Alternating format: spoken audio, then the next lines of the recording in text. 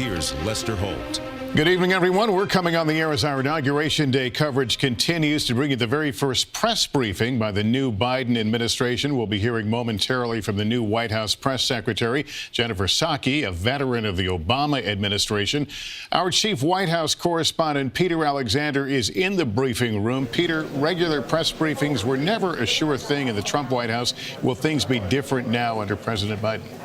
Yeah, Lester, that's certainly an understatement. We went for a matter of months without any of these traditional press briefings, but by design, the Biden administration is doing this literally within hours of President Biden taking the oath of office. Jen Psaki, a veteran, as you note, of the Obama administration, will be presiding over this briefing today due to COVID protocols. The room is significantly more empty than it would have been in these past briefings in this room. Obviously, all of that a function of this pandemic that really is front and center for Joe Biden as he begins his presidency. Here, among his top proposals, the nearly $2 trillion relief package that he's proposing that would include, among other things, $1,400 additional dollars for so many of those families that were badly impacted by this pandemic to this point. On this first day, the president has been busy, not just delivering his inaugural address, parading down Pennsylvania Avenue and having a little bit of time to celebrate, but immediately getting to work. So much for the pomp and pageantry.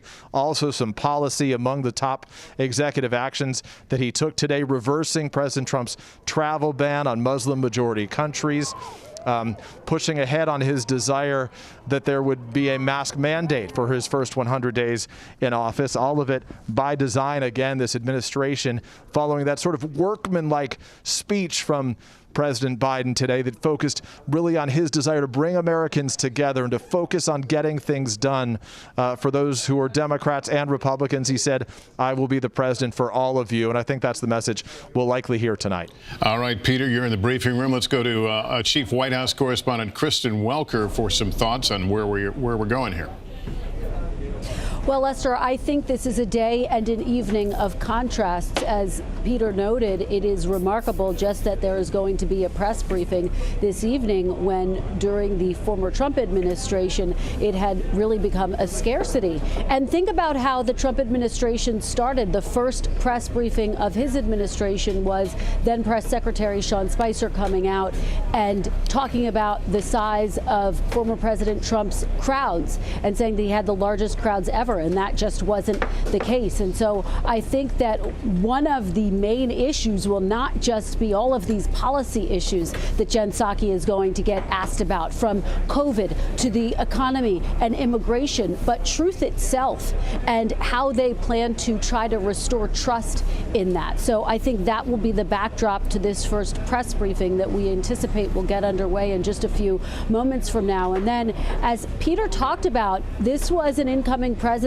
who got to work just hours after he was sworn into office. He signed 15 executive actions. Peter mentioned a number of them. He also signed an executive action in which he said he will rejoin the Paris Climate Agreement, signed some executive actions as it relates to race relations. And it's our understanding that he is going to continue at this pace in the coming days. It gets a lot more complicated, though, Lester, when you think about the legislation that he is proposing, that immigration overhaul that would give a pathway to citizenship for the 11 million people who are living here, who are undocumented. We know that some Democrats and many Republicans are opposed to that. How will he reach across the aisle? Today, of course, he talked about unity. How is he going to achieve that legislatively? And then, of course, the other big piece of legislation, and Peter touched on this as well, that $1.9 trillion COVID relief package, which includes those $1,400 in direct payments to family. It also includes additional funding for states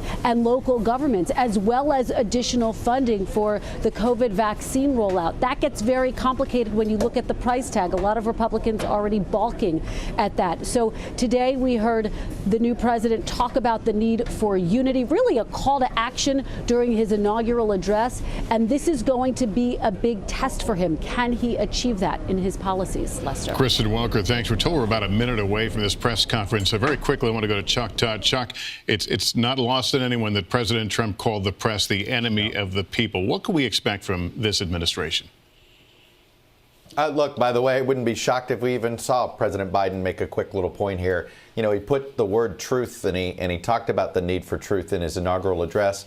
I do think this is also a bit of a statement, not just, to us in the press corps, but also a statement about freedom of the press and open access and exchange of ideas and exchange of accountability here, given what was seen in the last administration. So look, this is symbolic both in sending that message, but more importantly, if you're trying to send the message, if you've got a lot to do and there's a ton on your plate, don't wait till the next day to look like you're starting working. this will be, in the modern era, the first time a White House press secretary is briefed on the 20th. I went back and looked.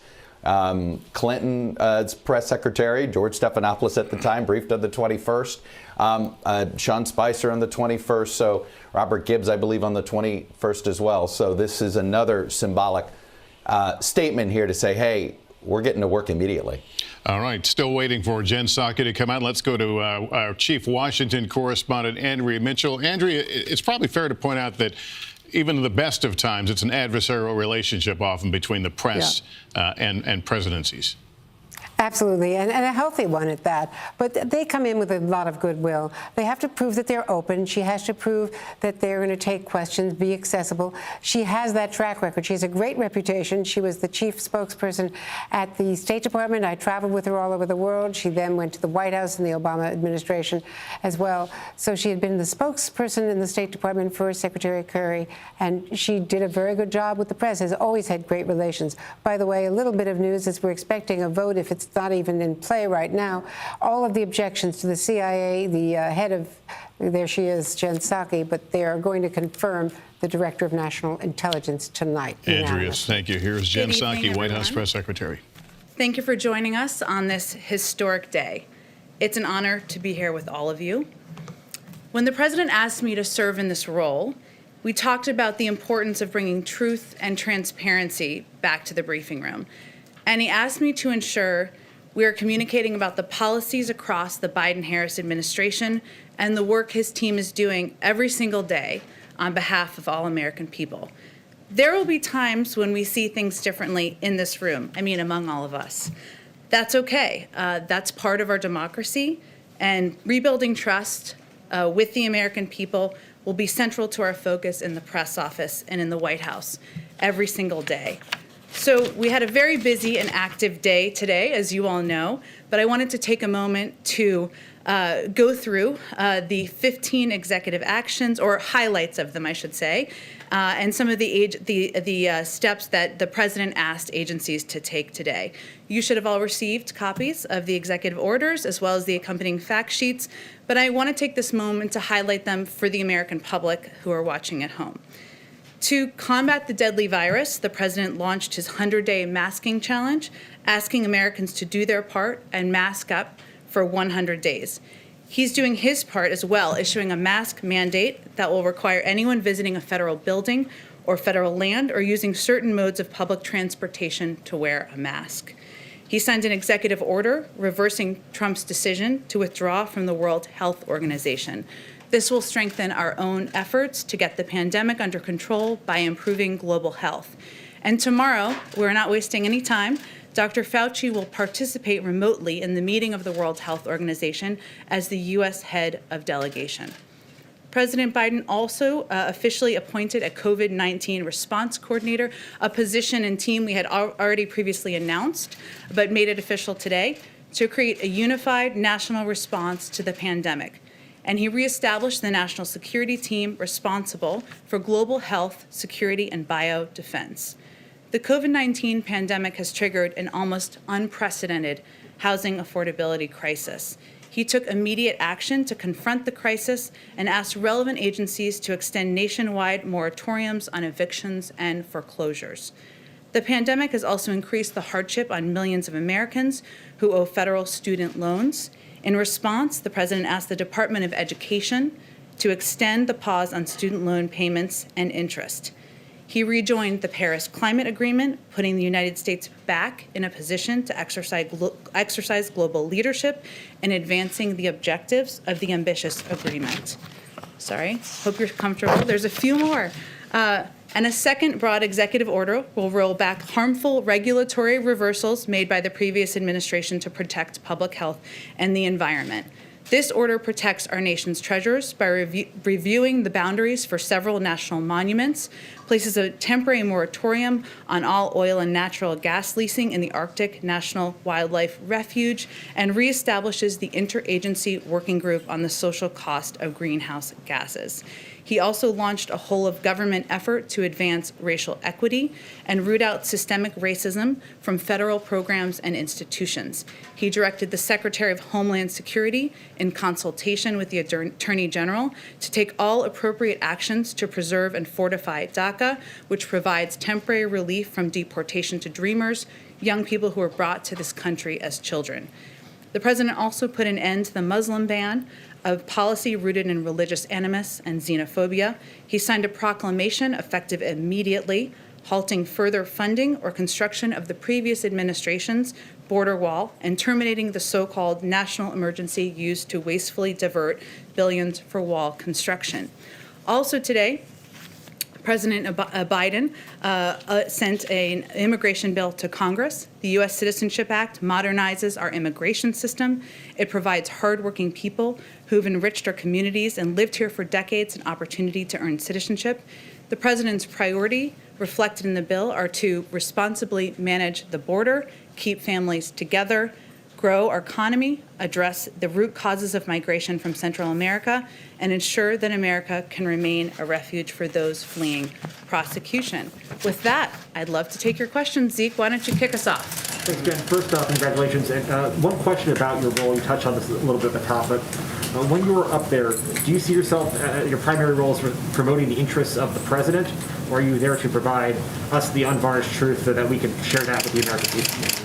Well, let me first say, Zeke, that I come to this podium having served both in the White House and at the State Department as the spokesperson there. And I traveled the world on trips to promote democracy, where I saw the power of the United States and, of course, the power of this podium and the power of truth and the importance of setting an example of engagement and transparency. So I will just state, because you gave me the opportunity, I have deep respect for the role of a free and independent press in our democracy and for the role all of you play. As I noted earlier, there will be moments when we disagree, and there will certainly be days where we disagree for extensive parts of the briefing, even perhaps. But we have a common goal, which is sharing accurate information with the American people. If the president were standing here with me today, he would say he works for the American people. I work for him, so I also work for the American people.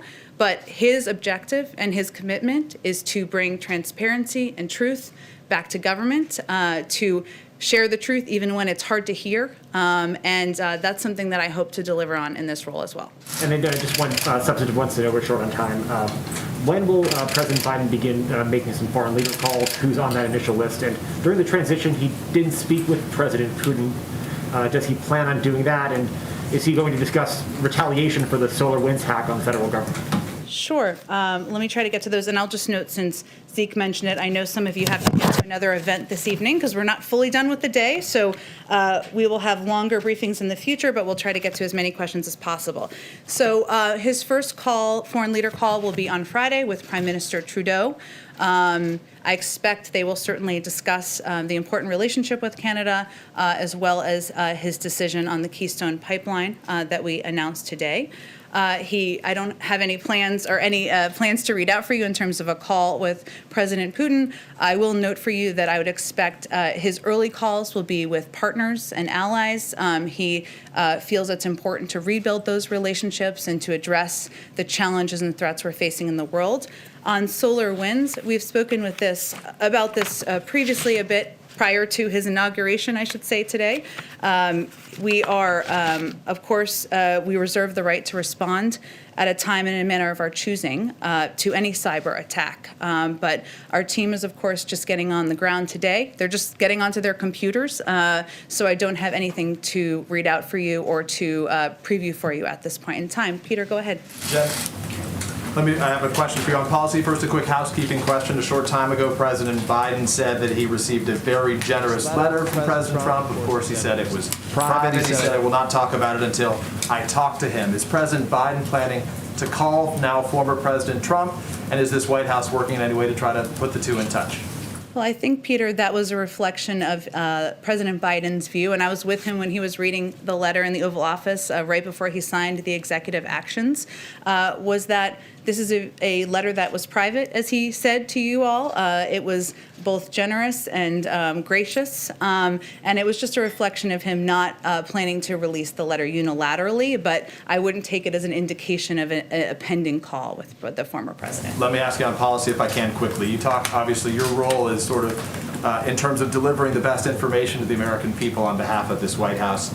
The battle for truth may be as tough a fight right now as is the battle against coronavirus. How do you and President Biden plan to combat disinformation that in many ways led to that assault we witnessed 2 weeks ago today on the Capitol? Well, I think, Peter, there are a number of ways to combat misinformation. One of them is accurate information and truth and data and sharing information even when it is hard to hear and even when it is not meeting the expectations of people at home who are desperate for this crisis to be over. We'll have more to share with you in the next few days, hopefully before the weekend. But what we plan to do is not just return these daily briefings Monday through Friday, not Saturdays and Sundays. I'm not a monster, but also to return briefings with our health officials and public health officials. We want to do those regularly in a dependable way with data shared with all of you and with the public, so that they can also track progress we're making on getting the pandemic under control. As it relates to the cabinet, if I can quickly, we know President Biden's beginning without a single member of his cabinet confirmed. What is your understanding on how quickly those confirmations will happen, and when should we expect additional nominations and ambassadorships to be announced? Well, Peter, the desire to get his cabinet in place and get his team confirmed is front and center for the president. It is an issue, a topic he discussed with members of Congress from both the Republican and Democratic Party today during the course of the day and the course of events. I think as we were coming out here, Avril Haines should be on her way to confirmation. I don't know if it's officially happened yet, but she's on her way. We have prioritized getting our national security team in place, given the crises we're facing, given the importance of keeping the American people safe at this time. But we are eager for those to move forward quickly in the coming days. Ideally tomorrow, by Friday, we'd like to move them quickly. It's something that he is raising in his conversations, as we all are with members of Congress and their teams. Thank you. Thank you. Karen. Jen, has President Biden invited congressional leaders to sit down and talk about the COVID relief measure that he introduced? Well, he has been discussing the COVID relief measures, the entire package that has, as you know, unemployment insurance. It has relief and assistance for the American people. It also has money to reopen schools, which I know as a mother impacts all of us. But he has been discussing that with Democrats and Republicans since long before he was sworn in today. Today was a day where he had conversations about working together in terms of getting his team in place, on his agenda moving forward. But I expect he will be picking up the phone in the coming days and having more of those conversations. In terms of when he will meet in person, I will say soon, and we hope to have more of an update on that for you soon as well. Do you expect him to play in those negotiations? There was a lot of comments today about his familiarity with the Senate. How involved will he be in that process? He will be quite involved. There is the issue that he wakes up every day focused on is getting the pandemic under control. The issue he goes to bed every night focused on is getting the pandemic under control. This package is a pivotal step to doing that. And it has assistance for the American people to make that bridge financially. It also has essential funding for vaccine distribution. He will be very involved. He will not be the only one. We have a whole team here of senior staff, of course, but as you noted, he is not a stranger to the Senate. He served there for 36 years. Many of these people, many of the members on both sides of the aisle he served with over that time, and I expect he will be quite involved in the process. Go ahead, Jen. So on this COVID relief package, Senator Romney was already saying to reporters today that he doesn't see a need for another virus relief package, and he's the kind of Republican vote you're likely going to be trying to get.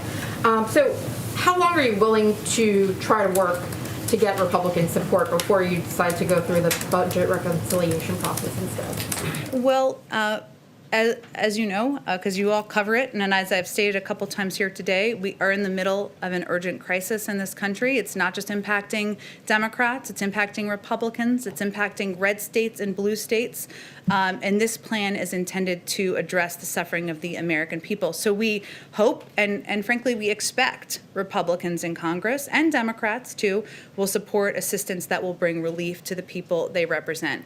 This is a conversation. He, of course, gave a primetime address, as you all know, last week. It seems like a long time ago, but it wasn't, to announce his specifics. And he has already had a number of conversations with Democrats and the Republicans. Those will continue. His clear preference is to move forward with a bipartisan bill. There's no question about it.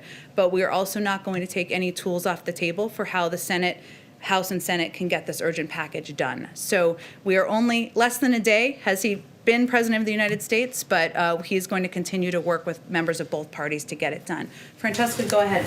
Thank you, Jen. I do have a question about reopening schools, but I just want to pick up where she left off on that and note that Republicans, including Lindsey Graham, who's expected to be the Senate Budget Committee ranking member, have already said that the price tag on the president's proposal is too high for them. So is there any wiggle room on that number, and has he already begun negotiations with Mitch McConnell?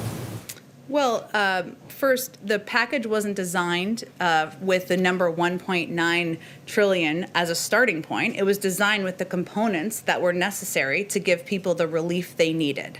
So what's challenging is, what are you going to cut? Are you going to cut funding for vaccinations? Are you going to cut funding for unemployment insurance? Are you going to cut funding for reopening schools? But it was laid out as his proposal based on recommendations from economists, recommendations from health experts, and as you've also seen, there have been also an outpouring of support from everyone from Bernie Sanders to the Chamber of Commerce for the package and the components in it.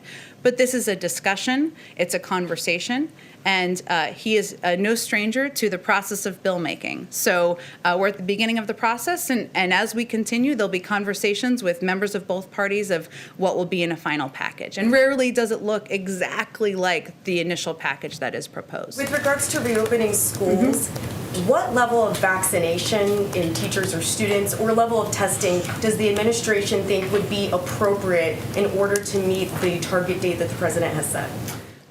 This is a great question, and as I noted at the beginning, and as a mom myself, I want to know all the details as well. We're going to have more to share from our health experts in the coming days, and I will venture to get them in here to give you all a briefing on the specifics, but we really want to lean into them on their expertise on that front. Go ahead. I'll come right to you right next. Go ahead. So President Biden promised to end all new oil and gas leasing on federal lands when he was a candidate. The order that you just mentioned that he signed today was much narrower than that. It's a temporary moratorium, and it only applies to ANWR. And there's some debate about whether he has the legal flexibility to even follow through with his full promise. Does the administration still have that commitment today to we end do, that leasing? and the leases will be reviewed by our team. We just have only been in office for less than a day now, and I will just, since you gave me the opportunity, just also confirm for all of you, all of our executive actions that we released today were reviewed by the career staff at the OLC. We went through that process in advance of releasing them. That took a great deal of work from our policy teams, but that was a vital part of the process for us as well. Could you talk a little bit just about the kind of the preparations for getting the White House ready and safe for the new president? It's been reported that you did $500,000 worth of deep cleaning. Could you talk about the measures that you took to ensure that the president is safe? Well, I would refer you to the General Services Administration, who oversees any steps like that. What I can speak to, if it's of interest, of the steps we're all taking to make sure that we are safe, he is safe, you are all safe. Those include daily testing when we're in the White House. It includes wearing N95 masks. I wore it out, of course, here today, and will continue to do that. It includes stringent rules about social distancing and abiding by that in the building. That keeps us safe, but we're also, the president has asked us to also be models to the American people, and that's vitally important to us as well. So there are a number of new COVID steps, precautions that we've put in place as of today. Go ahead all the way in the back. Thank you so much, Jen. Thank you for doing this on a daily basis again. So climate change being one of the priorities, how does President Biden plan to work with Brazil? During the campaign, Biden criticized Brazil on deforestation, and then the Brazilian president criticized Biden back, and he was the last one to congratulate President Biden on his election. What is the expectation for their relationship, and does he plan to speak with the Brazilian president? Well, I don't have anything to predict for you or advance for you in terms of a call or conversation. What I can convey on climate change, of course, and addressing the climate crisis, it's one of the 4 crises that he's identified will impact his administration, is impacting not just the American people, but the global community, is that rejoining the Paris Climate Agreement is a vital step toward doing that. The United States was one of the only countries in the world, as you all know, that has not had a seat at the table in the last few years. A little technical step there is we have submitted that to the UN Secretary General, and it will take approximately 30 days for that to take place. But I use that as an example because that's one step, but we also know that we need to be models here at home as we are addressing an issue like this. The United States continues to be one of the world's largest emitters of greenhouse gases, and we need to put in place policies and take steps here to address that as well. But I'm sure we'll have more to discuss on Brazil in the coming months. Go ahead right there. What are the next steps when it comes to Iran, and does the president have any plans to rejoin the nuclear deal? Well, the president has made clear that he believes that through follow-on diplomacy, the United States should seek to lengthen and strengthen nuclear constraints on Iran and address other issues of concern. Iran must resume compliance with significant nuclear constraints under the deal in order for that to proceed. I will say that, as I noted a little bit earlier, we would expect that some of his earlier conversations with foreign counterparts or foreign leaders will be with partners and allies, and that we would certainly anticipate that this would be part of the discussion.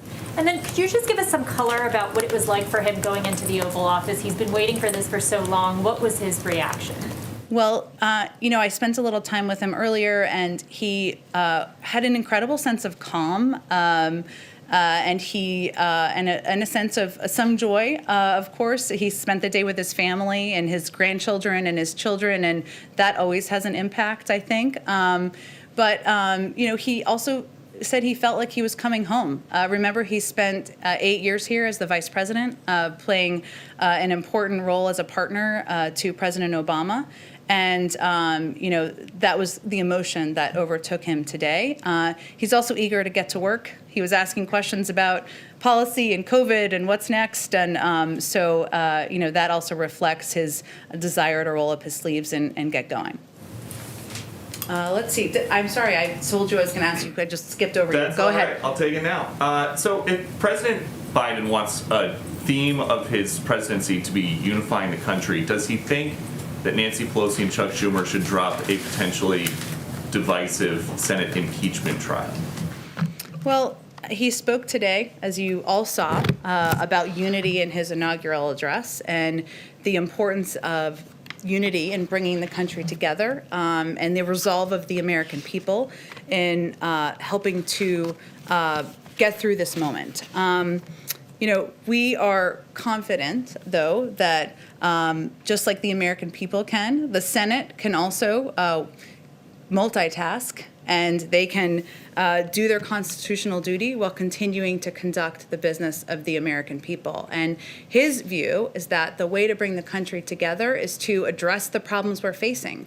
And so that means getting this COVID relief package through, having Democrats and Republicans take a serious look at that and have conversations with each other about how to move it forward.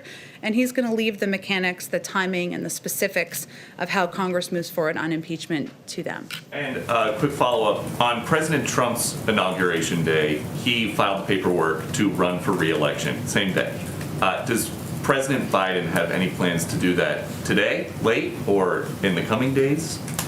I will say, having talked to him today, his focus is not on politics. It is on getting to work and solving the problems of the American people. And as he noted on the campaign, he will wait until sometime into his first term to speak more about his political plans moving forward. Go ahead. Yeah, thank you, Jen. The president pledged today to repair alliances. Has he planned his first foreign trip yet? Well, we're only 7 hours in here. You're ready for the foreign trip. I'm ready too. I don't have any details on a foreign trip to lay out for you at this point in time. Hopefully we will at some point in time. Go ahead all the way in the back. Yeah, hi. Congratulations on your new position. Owen Jensen with EWTN Global Catholic Network. Two big concerns for pro-life Americans. The Hyde Amendment, which of course keeps taxpayer dollars, as you know, from paying for abortions, Medicaid abortions, and the Mexico City policy, which under the previous administration they expanded to keep tax dollars from overseas paying for abortions.